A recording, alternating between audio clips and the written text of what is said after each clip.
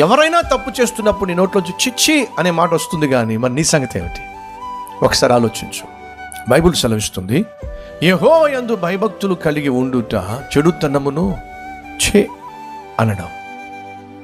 చెడుతనము అంటే ఏమిటి? నిన్ను చెడగొట్టేదే చెడుతనం. ఈరోజు మనందరికీ బాగా తెలుసు. నువ్వు దేవుడు ఆశించినట్టుగా జీవించకుండా నిన్ను చెరిపేస్తుంది ఏమిటి నీకు బాగా తెలుసు. నిన్ను అపవిత్రపరుస్తుంది ఏమిటి నీకు బాగా తెలుసు.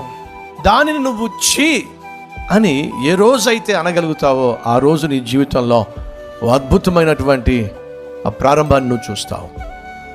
ఈరోజు మనం పైకి పాపాన్ని చీచి అన్న లోపల మాత్రం అంటావా?